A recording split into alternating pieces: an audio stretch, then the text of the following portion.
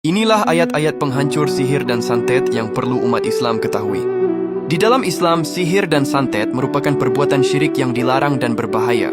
Sihir dan santet adalah praktik ilmu hitam yang memanfaatkan bantuan jin atau setan untuk menyakiti orang lain.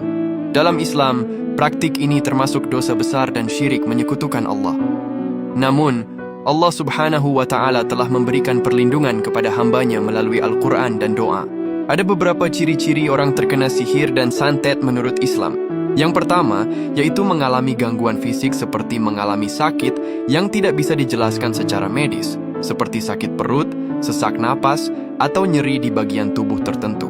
Yang kedua, yaitu mengalami gangguan psikologis seperti merasakan kecemasan berlebihan, gelisah, malas beribadah, atau tidak betah di rumah. Yang ketiga, yaitu mengalami gangguan tidur seperti sering mimpi buruk, merasa seperti ditindih, atau merasakan sensasi aneh saat tidur. Yang keempat, yaitu sering kesurupan. Jin yang diutus oleh tukang sihir biasanya masuk ke dalam tubuh korban sehingga menyebabkan kesurupan. Yang kelima, yaitu mengalami hubungan yang rusak. Sihir dapat menyebabkan keretakan dalam rumah tangga, memisahkan orang tua dan anak, atau memecah belah persahabatan. Adapun penyebab terkena sihir dan santet dalam Islam, yaitu diantaranya lemahnya iman. Ketika iman seseorang melemah, ia akan lebih rentan terhadap serangan sihir, karena perlindungannya dari Allah juga berkurang. Penyebab yang kedua, yaitu iri hati dan dengki. Pelaku sihir biasanya didorong oleh rasa iri dan dengki terhadap kebahagiaan atau kesuksesan orang lain. Penyebab yang ketiga, yaitu dendam dan sakit hati. Praktik sihir sering digunakan sebagai alat untuk membalas dendam kepada musuh.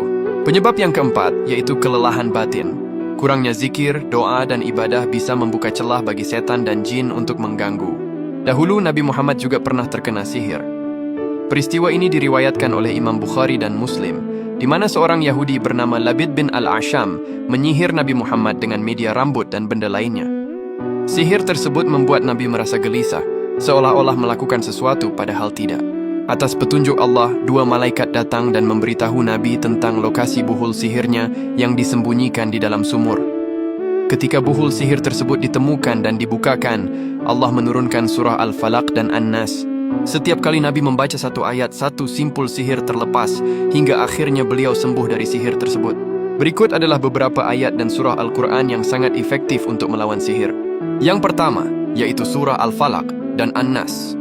Kedua surah ini adalah pelindung Al-Mu'awwidzatain yang sangat dianjurkan untuk dibaca terutama sebelum tidur, karena diturunkan secara khusus sebagai penangkal sihir. Ayat yang kedua, yaitu ayat kursi atau Quran surah Al-Baqarah ayat 255. Ayat ini merupakan ayat teragung dalam Al-Quran dan sangat ditakuti oleh jin dan setan. Membacanya secara rutin akan memberikan perlindungan luar biasa. Ayat yang ketiga, yaitu surah Al-Baqarah ayat 102. Ayat ini menjelaskan bahwa setanlah yang mengajarkan sihir kepada manusia. Membacanya akan mengingatkan kita akan bahaya sihir dan cara setan memperdaya manusia. Ayat yang keempat, yaitu surah Al-A'raf ayat 54 dan 56. Ayat-ayat ini juga dianjurkan oleh Rasulullah untuk mengusir sihir dan setan. Ayat yang kelima, yaitu surah Al-Ikhlas. Membaca surah ini 3 kali setelah sholat dan sebelum tidur dapat memberikan perlindungan dari kejahatan sihir. Adapun cara ampuh untuk mengatasi sihir dan santet, diantaranya yaitu memperkuat iman dan tauhid, membaca Al-Quran secara rutin, melakukan ruqyah syar'iyah, rajin berdoa kepada Allah, perbanyak sedekah, dan jangan pernah percaya dukun.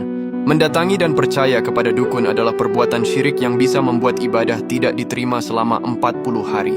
Ya Allah, semoga kita semua dijauhkan dan diselamatkan dari kejahatan sihir dan santet. Amin.